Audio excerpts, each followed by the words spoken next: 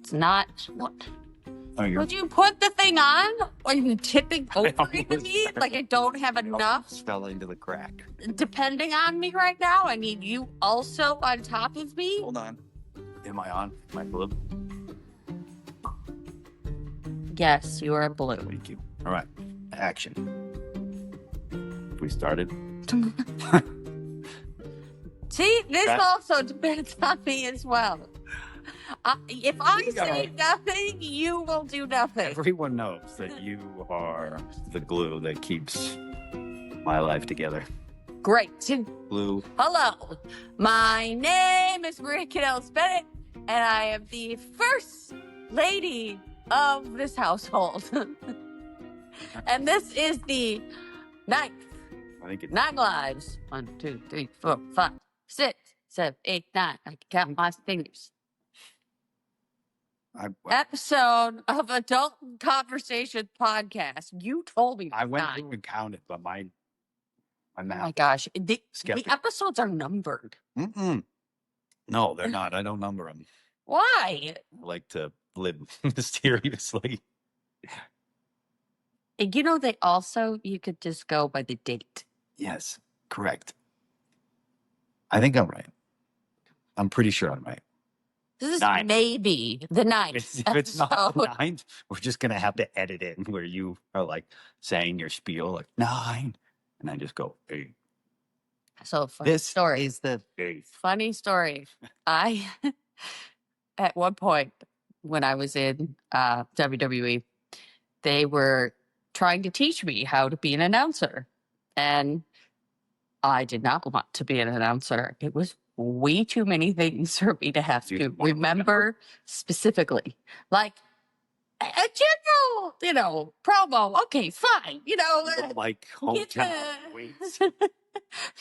We'll get there eventually. All right. You're the bad guy. I'm the good guy. Okay, I can get that, crossed. But when I have to say, making the way to the ring, 252 and 1.57 pounds from Kalamazoo in the middle of Australia. Do you know the note card? If you have seen Lillian go out there with a bunch of note cards, no, that is not what happens in WWE. So you have them in your pocket, and you just but even I can't remember even. And where is my pocket in the tiny little dresses that I wore? I'm always amazed that Bobby Cruz can remember all these names sometimes. Oh, he's incredible. He goes through it. He knows how in many different languages, many different parts of the world. He knows all names. It's incredible. And then if it's, I watched him do this not that long ago. If it's someone he doesn't know or he's unfamiliar with, he just goes and he looks it up online, and then he just remembers it like that. Yeah, he's the greatest announcer of all time. Yes, I agreed. I adore that man. But anyways, so I'm trying to become an announcer because when I came into WWE, I didn't know where I was going to land. I was training to wrestle, but mostly I was doing backstage interviews. But sometimes they'd throw me out there to announce a match or two. And I was god awful. So they were like, "We need you to do a wild line." Now I have no idea what that is. Like I am wild. No. So you're like Maria. I am. I think by this point I was 23 years old, and so here I am, and they're like, "Okay, we need you to wild line," and I was like, "All right, cool." So they had me like in so next to the ring, there's usually like this area that's kind of closed in where the announcer sits, and then like the bell ringer and the timekeeper, you're kind of sitting over there in that region. So they have me go over in like the corner of it, and they're like, "Okay." They put you in the corner to read wild lines. Well, they probably should have because I was so bad at it. Read those wild. I should have like wore a dunce hat because I had no idea what was going on. So they're like, "Okay, we need you to say this name." So I was like, "Joe Bob," and they're like, "No." And I'm getting angry at this point because I don't like to be embarrassed, especially back then. Did they want you to say it like an announcer? Yes, like an announcer, but I have no idea. I have no idea. Announcer. I have no idea what's going on. And so I'm getting like angry because at the time my default was just anger. Like, you want me to do something, I don't understand it. So I just get mad. So I'm like, Joe Bob, I'm going to punch you. Anyways, so they're like, no, we need you to do it again. And I'm like, making their way to the ring, Joe Bob. And I was like, they're like, no, we need you to say it like you're in. No, the microphone is not like, it's not hot mic to the audience. It's just, so I have no idea how long I am. So I'm just like, oh my gosh, it was so bad. Announcing is the most difficult job. I mean, wrestling, sure, but like the most difficult job is announcing. I was the worst announcer ever. And There's definitely an art to it. well, you I run the don't whole think a show. lot of people appreciate. No, Yeah, you're essentially narrating the show for the live audience. yes, you're narrating the show. And you keep pace with the show. So if the show is running long, you have to shorten all your announcements. Also, you're like making the people get to the ring a little quicker. Cause if you're like, hey, come on, like Yeah. it's you are keeping the pace of the show. And it's wild. And like and then when there's changes, and like just like that. They're like, okay, I guess I gonna announce so and so now. It's Definitely incredible. an underappreciated part of the show. Yes, I have no idea why it was on that topic, but there you go. And there's the show. Why did we start that? I'm not so sure. Memory ain't what it used to be. Ain't what it used to be. It was Ain't there. what it used to be. Between age and kids and tumbles. Tumble, I tumble for you. I tumble for you. I tumble for Too you. many tumbling on the old jet ski. Yeah. Here we are. We're back. No, we're not. Little break. We're not back. What? We're not back. We're new. Nude? I'm not nude. Are you nude? You weren't. Not currently. I was nude. I like when you're nude. Cheers to nude. Cheers to you being nude. Looking at you. Mm. No, it's a whole new thing. This is not what the. This is our new studio. So we moved down to Franklin, Tennessee, and there was a lot of reasons for our move. It was a very difficult decision. We had been thinking about it for a long time.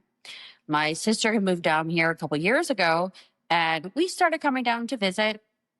At first, I was very anti moving down here, but then eventually, like being down here, it grew on me. The weather, the school system, the neighborhood, the driving around in a golf cart, like all of that kind of stuff. The opportunities, uh, there's just so many things for the kids down here. And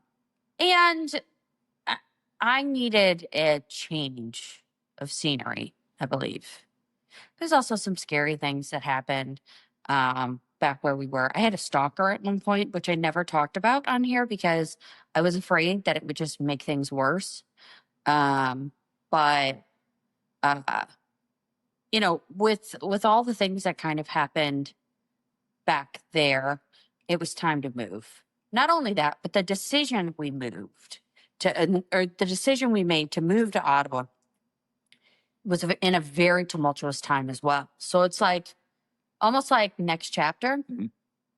Like we're taking the next step in our lives and in our family, and hopefully in our careers as well, adding more things to it. Hopefully adding more podcasts now. But man, summer is tough. That summer that we just had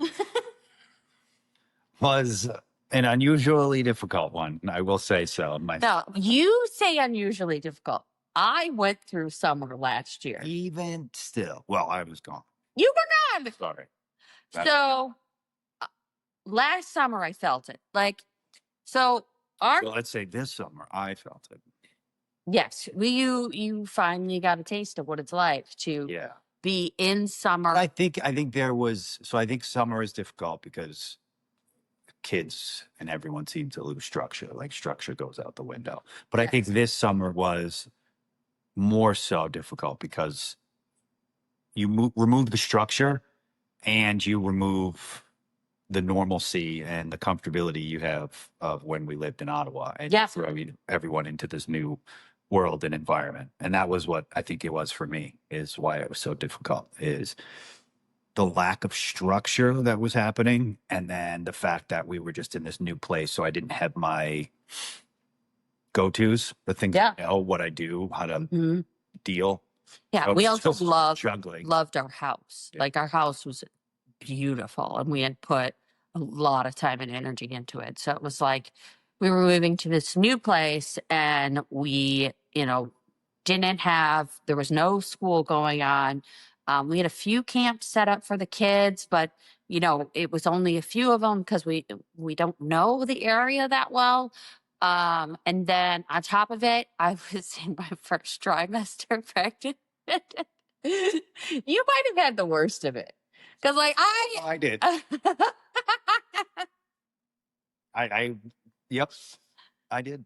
Because I couldn't 100%. I couldn't help as much as I would have normally. Like I would have been able to, organize fun things for the kids to do outside while we were unpacking and stuff. Instead, I was just like on the couch, sick. And when we moved, I was only about 3 weeks pregnant. So we had just gotten a positive pregnancy test. Well, I guess it would be 5 weeks pregnant, but we had done the transfer, and then couple weeks after that is when we got a positive pregnancy test. And so we before we did the transfer of the embryo, we packed the whole house because I knew I was going to be worthless after that. And then we move after the kids were done with school. I knew I was pregnant, so I couldn't help unload anything because those first few weeks of pregnancy, especially after you have a transfer, you have to be very careful not to overdo it. It's 1,000 degrees in Tennessee, apparently. There, Oh, no. you live in hot lava. But I think that's because I'm pregnant. I think part of it is. I am not pregnant, and it's very warm. Did you know that men gain weight while women are pregnant because of the pheromones that are coming off my body? It makes you hungrier. Interesting. Isn't that crazy? Bodies are crazy. But anyway, so all summer I'm nauseous. I'm exhausted. I'm falling asleep at random times during the day. I feel like I'm going to throw up all the time. Just super uncomfortable. Like some people, when they're in their first trimester, they get sick, but they also gain weight very slow. Mine is like, wham, here's a whole bunch of just like fluid and blood and all this stuff and support a life form. It's just a lot. And so now we're in the second trimester. Yes. It's supposed to be like the sweet spot of pregnancy. But I will have to say that I enjoy none of pregnancy, like zero. These women that enjoy pregnancy, I've decided that they're insane. We chose to. Yes, we chose to get pregnant. See, here's the thing. People are like, oh, I love to feel life inside my body. You know what I like? Life outside my body. Like looking at life and going, wow, we created that. Inside my body, I don't need that. I already have a heart. I can feel my heart go boom, boom, boom, boom. I don't need another heart to feel like, woo, life inside my body. Oh no, I'm already alive. I don't. I can. Yell at me. You did this. I mean, you have a point, but still. No, you have a point. That is the point. Yes, I win. That was the life inside your body. Until it ran away like it was in a sack race. Oh, good times. Good. Have you ever seen a grown man run away with his pants around his ankles? It's pretty amazing. Very vulnerable. Anyways. Cut. Action. All right, I'm good. Bring it back home. A story for a different day. Anyways, so I do not enjoy the whole pregnancy process. You know, it would be nice if I could like fast forward and it was, time to have this wonderful baby. And then we could look at the baby and be like, wow, look at what we made. And now our family is complete. In the show that I've been trying to get you to watch, Yes. Severance, so originally it's just supposed to be for people that work there. Yes. But then you find out that this woman used it for her pregnancy, so she wouldn't have to go through, remember, or you got to How understand. do I get on this show? I'm telling you, it's awesome, and you don't watch it. It's really good. I mean, I know it's really special and wonderful, and I'm so very grateful, but also pregnancy is hard. It's very, very hard. And like taking a step back is super hard too. Anyways, back to the whole moving thing. So we had grand designs of how we would feel when we had moved. We thought, this is going to be amazing and we're going to want to do all these things and it's going to be, just nonstop fun times. Yay. But then I'm pregnant and so I can't do anything. This guy's trying to keep it together. The kids were insane.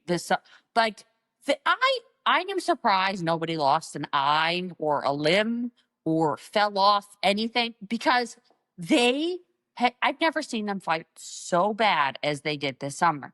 So like all of these wonderful expectations that were up in the air of like, oh, it's going to be butterflies and rainbows and lollipops and you and I and the children are going to skimp while I'm just carrying this wonderful life inside my body. And we're going to skip through the field of sunflower. No. It was like, oh my God, these are longest days of our lives. It was a lot of, was this the right decision?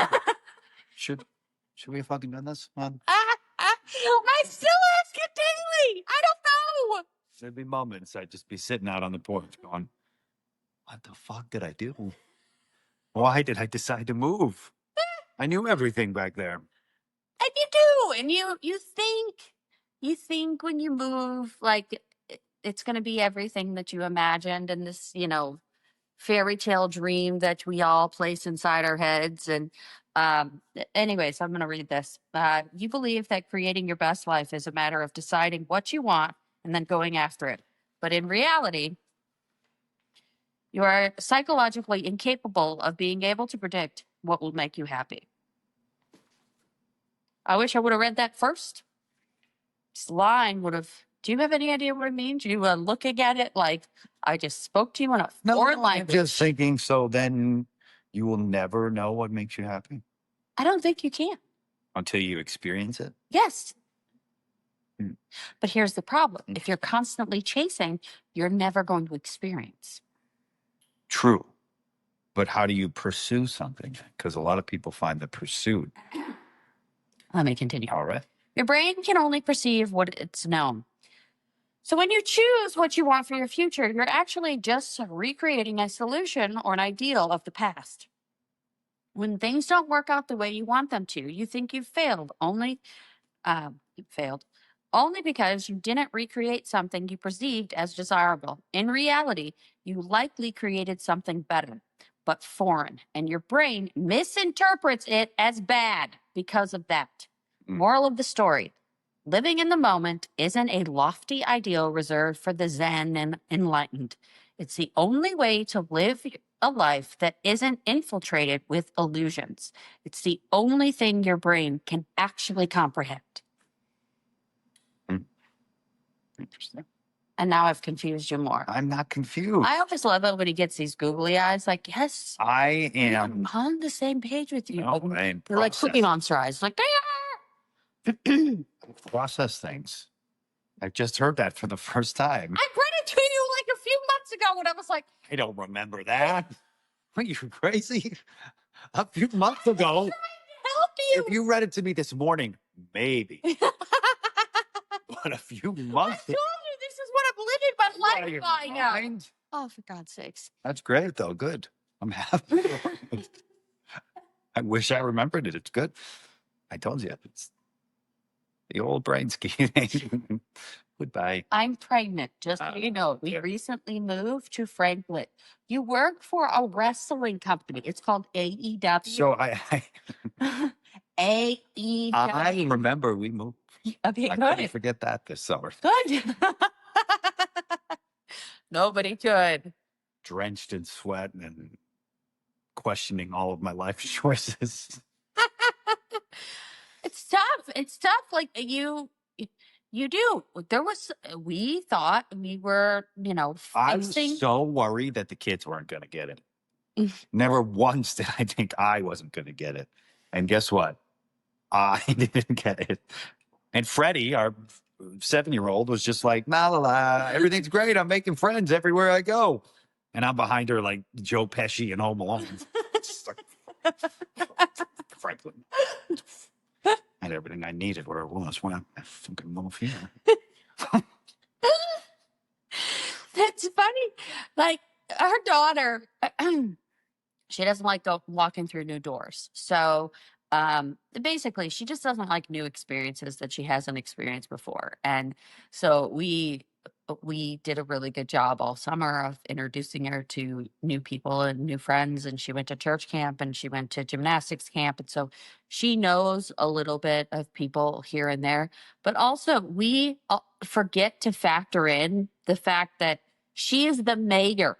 They all know her. It's like, I don't, I've never seen a child that is able to just be like, oh, and that's so and so, and that's so. I like, That was my biggest fear. oh, it's Literally what kept me up all night. I went, oh, wow, I'm taking my 7-year-old girl away from all our friends. She's just starting to make friends. She's going to be so sad. No, I'm sad. She's fine. I'm sad. I was sad. I'm getting better. Yeah. But I never factored in that everyone should have felt bad for me. I don't feel while I was feeling bad for everyone else.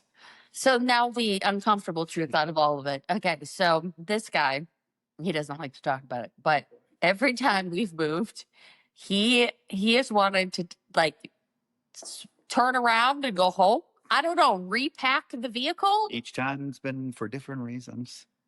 Okay, the first time, if you hit this chair one more time, I'm gonna hit you. You hitting the chair, and it is making me cuckoo. It's not me. Watch his hand back there. It's hitting the. See? Terrifying. It's like thing behind me. Great. Go. Action. We're live. Okay. So the first time we moved in together was in Los Angeles. And when we moved into Los Angeles together, this guy had like big plans. He's like, oh, I'm gonna get a job out here as well as be wrestling, because at the time we were working for Ring of Honor, and so he was gonna get a shoot job, as we call it in the industry, a real job basically that doesn't involve wrestling men in their underwear. So he's like, oh, I'm gonna get a second job and this is gonna be great and blah blah blah. It was not great. He wanted to go home from the moment he got there. And then eventually he did go. Then we got married. And and before that, I moved back in with my parents so I could finish my degree. And he would come out to visit me. And it was like a couple days in, and he'd be like, I want to go home. I can't be here, blah, blah, blah. And I'm like, well, do you really want to be in a relationship? Because I don't feel like you want to be in a relationship. I think you just like, I wanted to be home.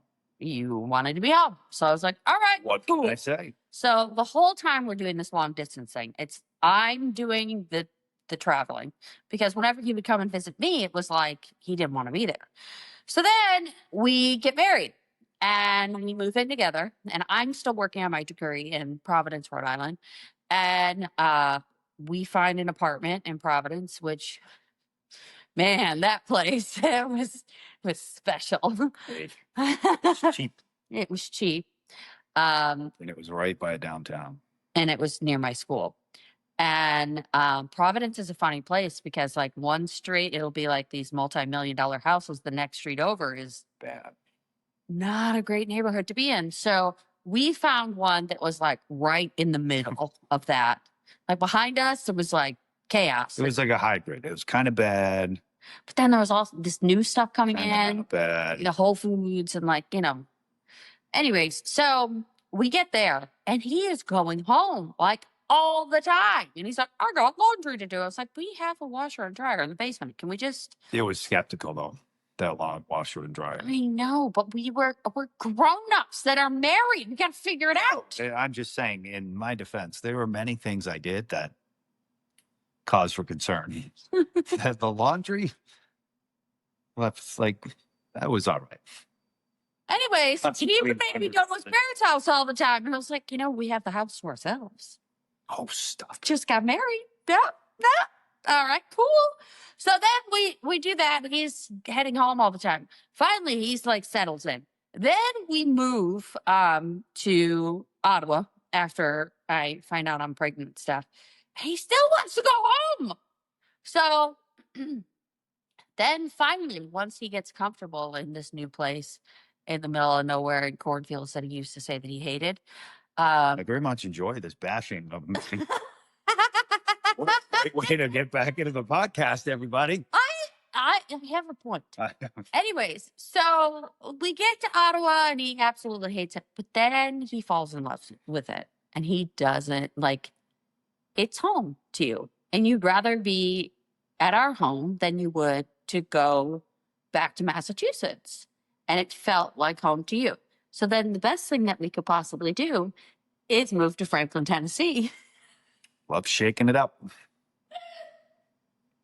So here we are. We're in Franklin, Tennessee. And where was the point of that? The point is that you have told me there was a point. Yes, our daughter has a fear of walking into new things. So do you. Sure. And I think that I feel like a lot of people have that fear. Oh, of That's a very course. common fear of walking into new things. Hence why I was so concerned for the kids. Yes. Because I know that it's a scary thing, Mhm. especially in second grade. Mm-hmm. But they're doing fantastic. She excelled. She did. And she's going to continue to excel. They both will. And very excited to see how this year goes and all their new opportunities. And you and I are just going to have to continue figuring it out. I feel like that's been the moral of our story. Mm-hmm. Figure it out. Here's some shit. Figure it out. Here's some more shit. I hit my hand. I'm sorry. Figure it out. Mm-hmm. See, I'm moving over. Not because I want to be close to you, but because I want the people to also see what you do to me. Come to me. What do I do to you?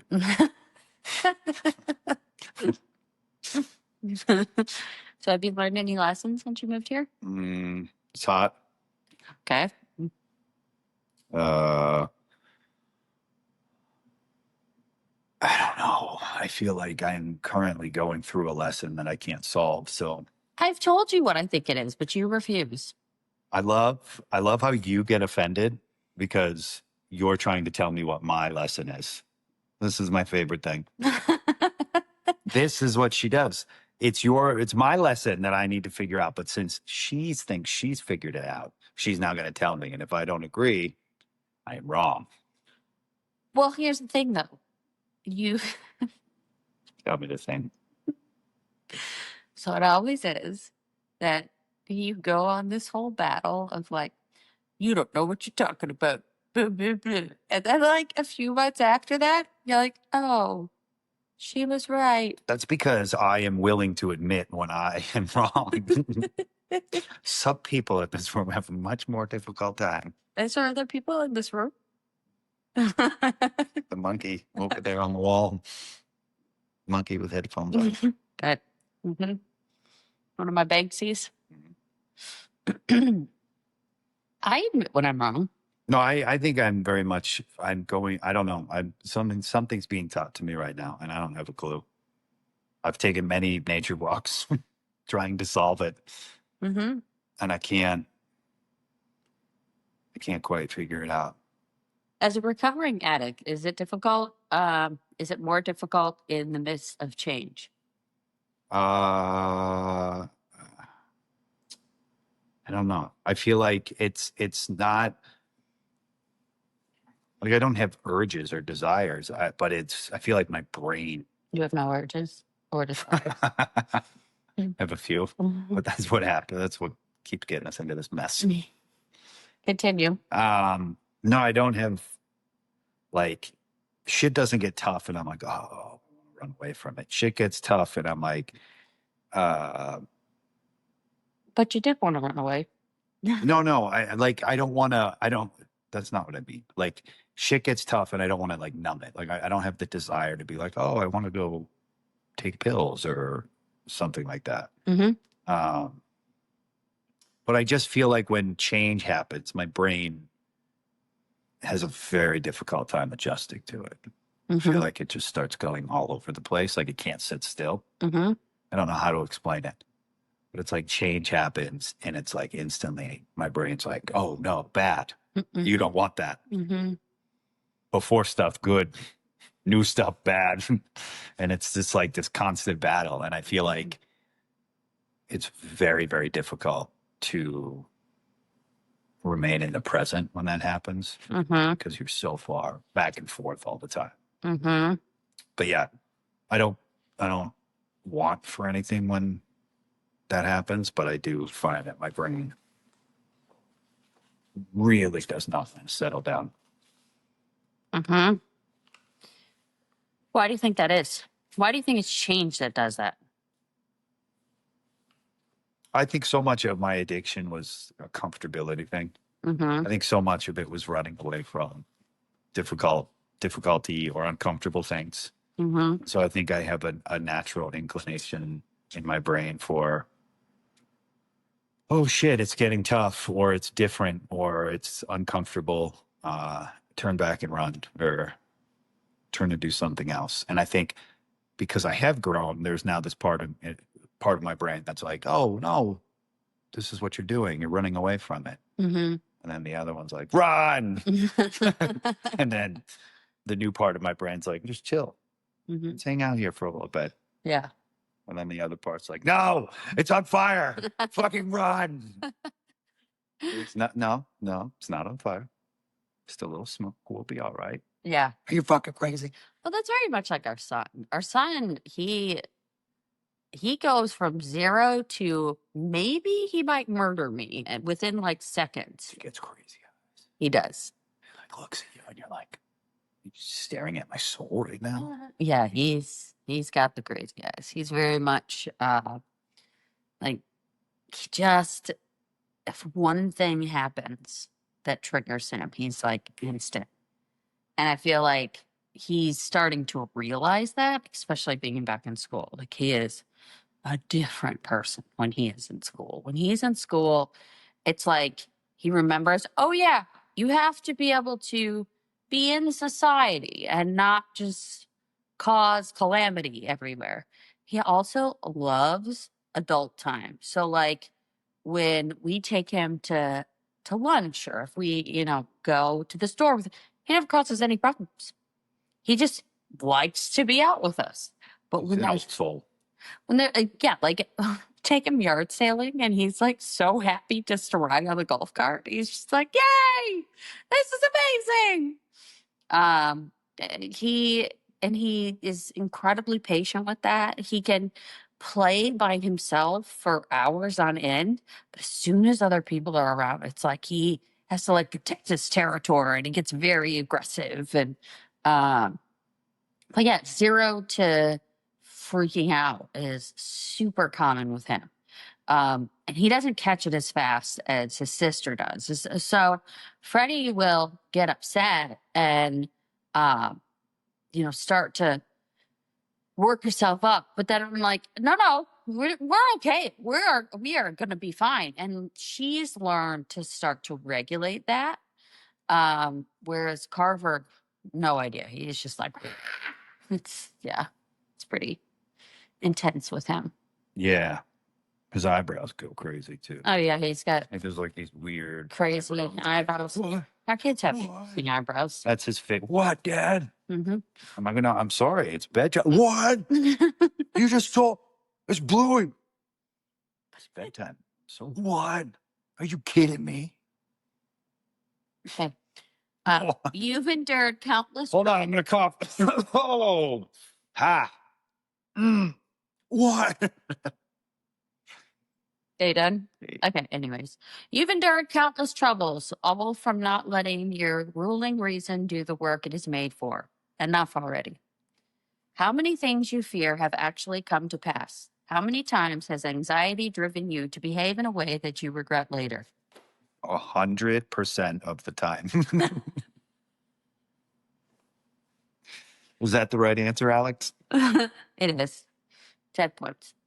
How many times have you let jealousy or frustration or greed lead you down a bad road? Nah. Mm-hmm. Oh, As Ben Franklin, Franklin. that guy, Crawford put it, Franklin. an ounce of prevention is worth a pound of cure. That Benny. He's smart. Mm-hmm. So I read another quote that said that They like find human remains in his home, and we just kind of don't talk. Wasn't how that many things do we just not right? talk about?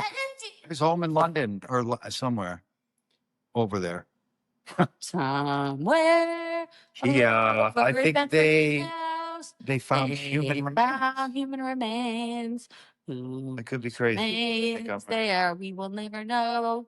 Why, oh, why do we even wonder? Anyways, a ounce of spoonful of sugar. What was that you said makes the medicine go down?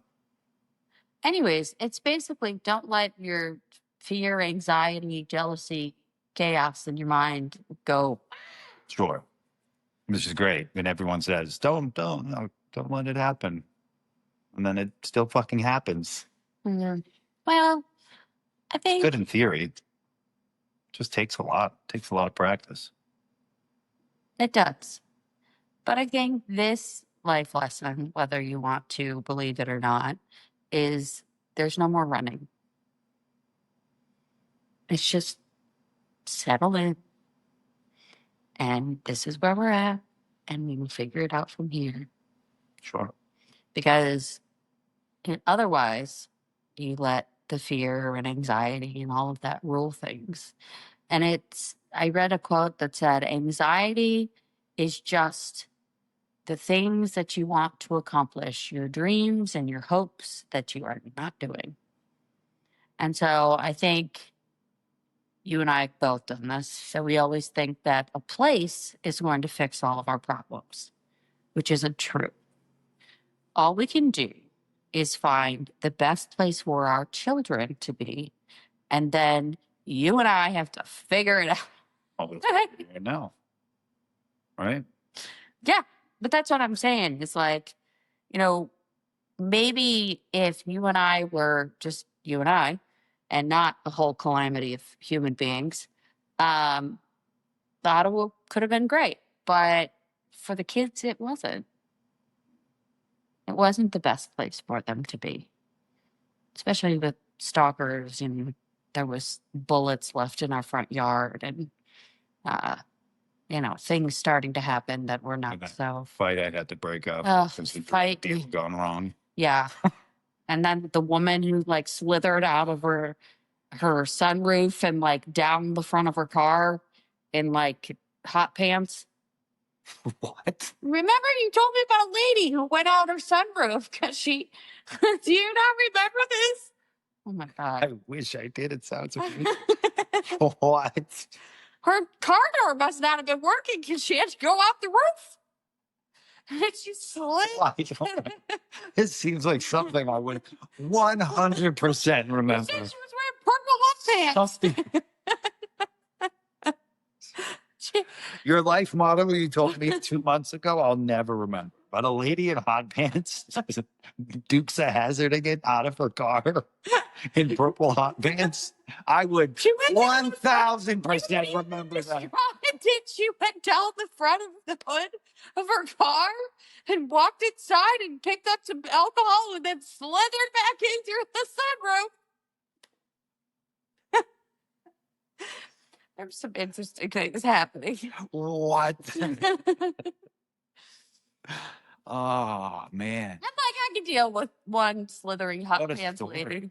I hope But that you know, actually the people driving slowly past her house and the bullets and the stalker. It was time, and it freaked the kids. It was out. just time for a change of pace too, I think. Yeah, it was. Yeah, we felt like we just needed to start something, something. We made a decision to get you clean by moving to Ottawa.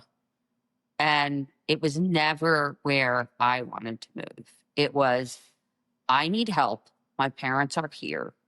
And I didn't know if you were going to wake up or just not wake up in a bathtub one day and I would have a newborn baby and be like, oh, well, daddy's dead. Cool. Like, I just was like, was terrified of that. So we moved there for that reason. But it was never like, that's what I want. No.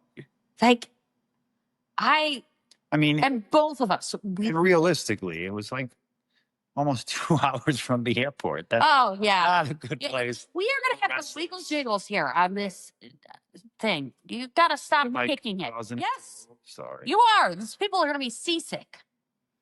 Sorry. Seasick. Yeah, it was 2 hours from the airport. So you were spending last year. You were spending at least 8 hours driving back and forth to the Yeah. airport, and What?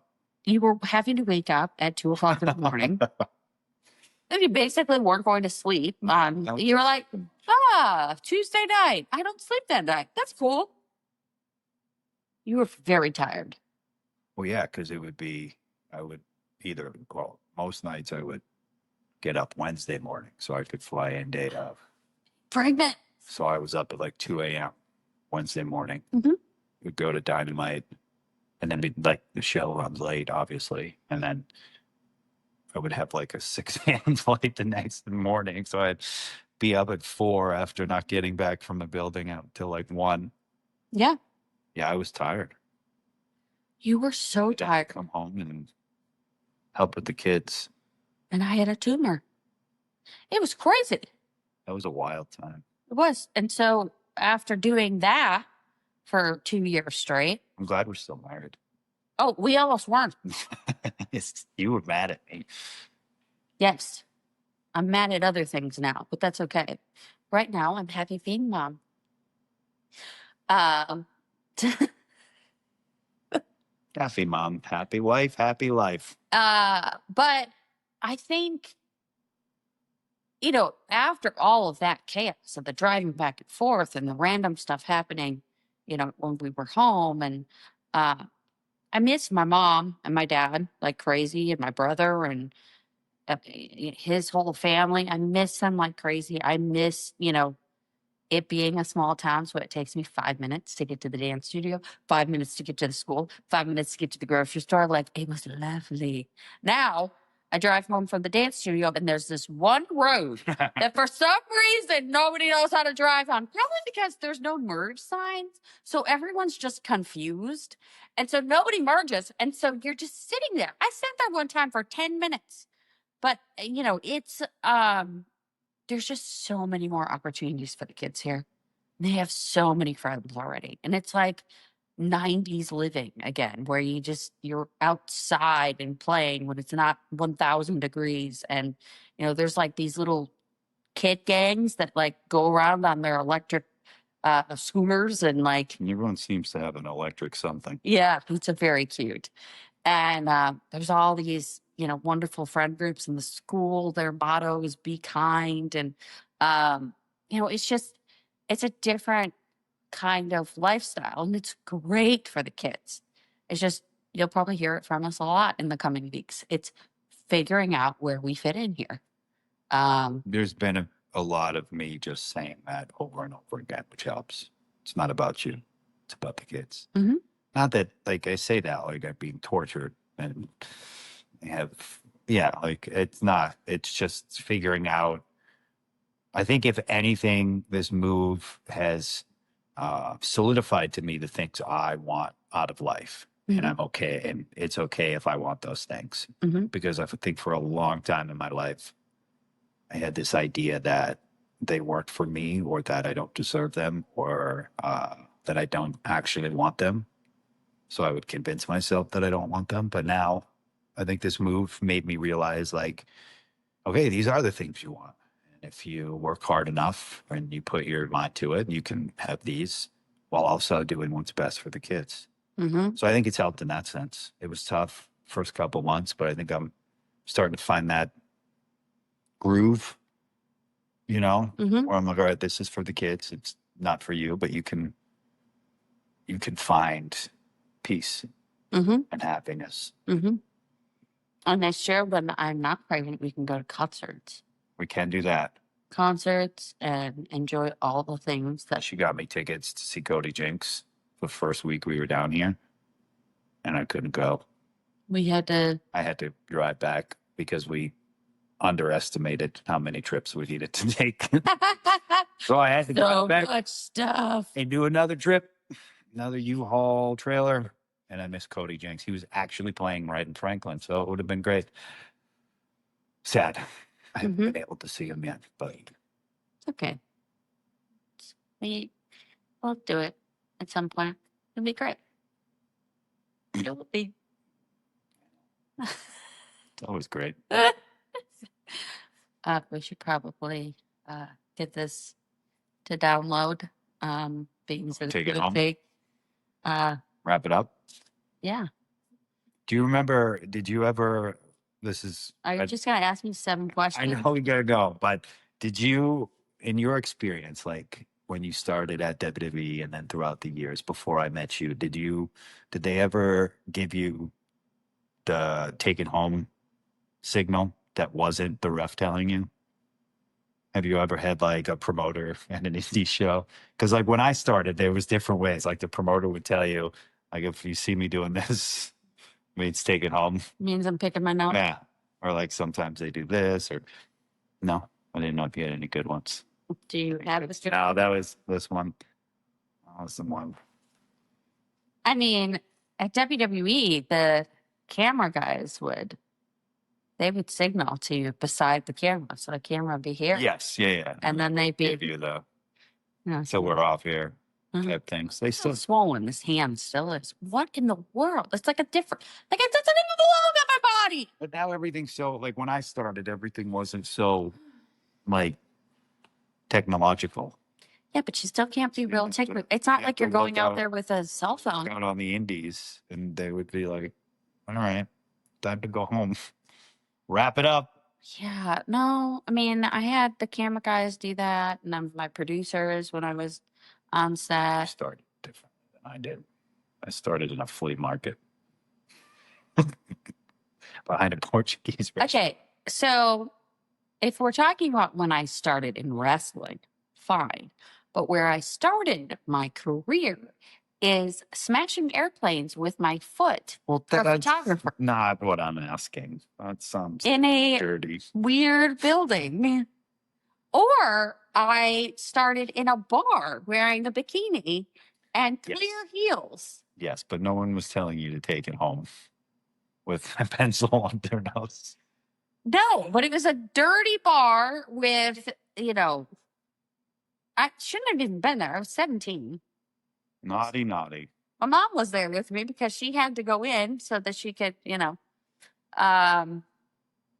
So if you want to talk about where I always love this because they're like, hey, you started on television. No, I didn't. No. I was driving across the country going to shitty bars doing bikini competitions. That is not what I said. Like this. Get your motor running. Stated that we started in the wrestling industry entirely different, which we did. It's true, but I didn't say one was better when I was 14 years old. We simply started different. Smashing airplanes with my foot. Great. How are your feet now? Fine. I had heels on, but I think it's yeah, it's fascinating. Like, sure, I got to start on TV, but that was after uh Sure.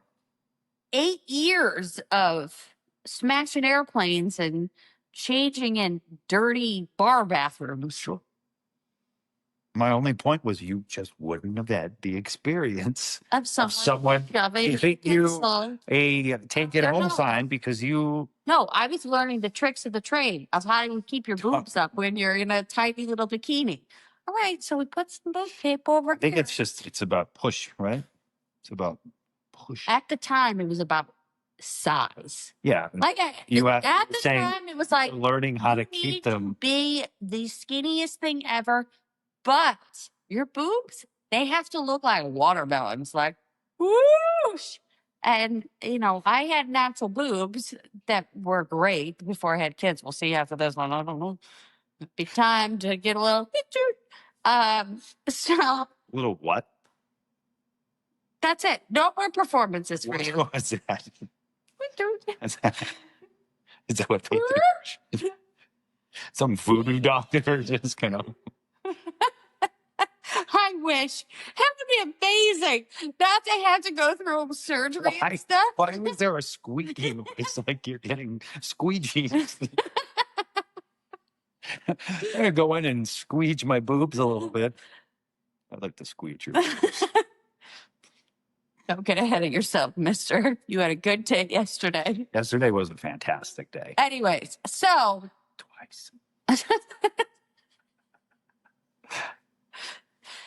So I like at that time when I was learning all the skills of the trade, boob tape and wearing Chick-fil-A in my boobs, and I'm sorry, what?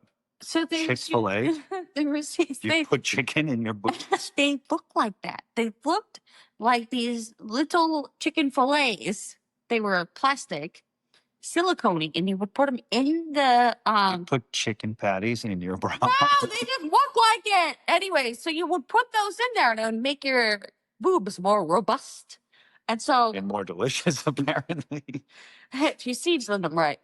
And so I already like your boobs a lot. If they were made of chicken patties, I'd be done. I'd just be in your shirt all the time.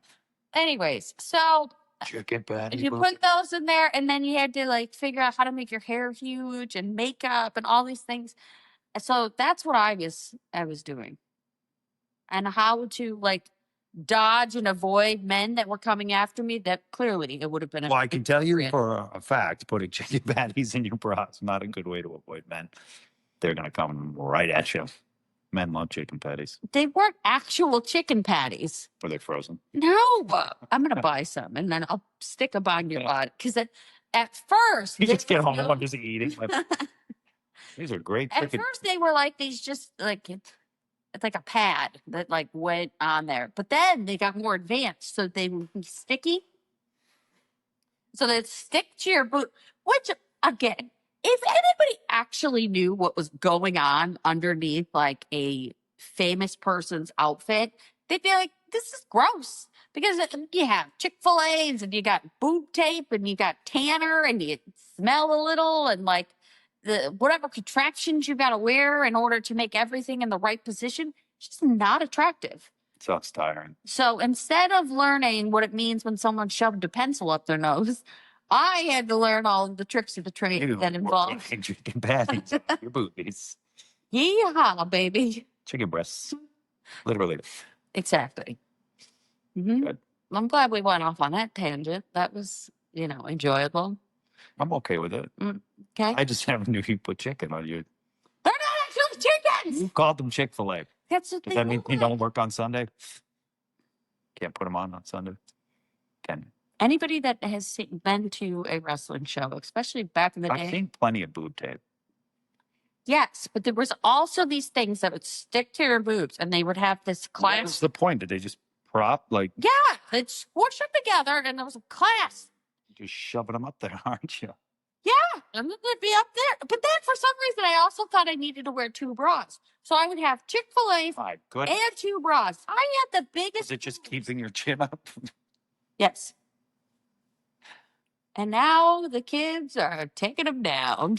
Each one, they're like, "Doo." What goes up must come down. Pretty soon I'm going to be playing soccer. Woo! It's going to be soccer player. Like that. It's going to be me. Hope you're ready. You're saying wobble to throw. What?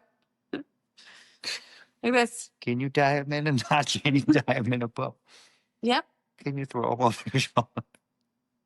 See, and this is what I don't understand. Like, I watch all these historic movies right now. Currently, I'm watching Chief of War. They talked about.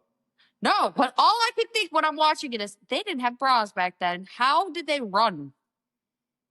I would give up.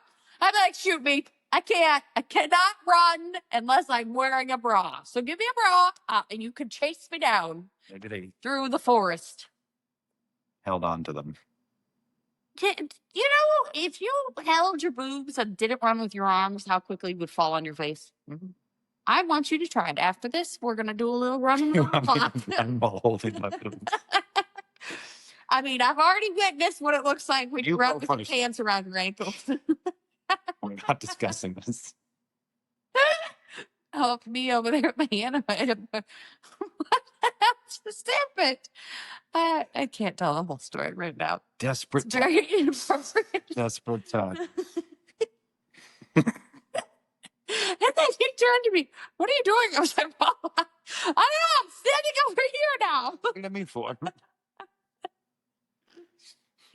I I'll run around the neighborhood holding my boobs. Yes. You do it first. I don't mind running around holding my boobs, but I'm wearing a sports bra. No. Then I'm wearing one. I don't think our neighbors would appreciate it. No. Like, They would report me to the HOA. The new lady in the neighborhood is running around with her shirt off.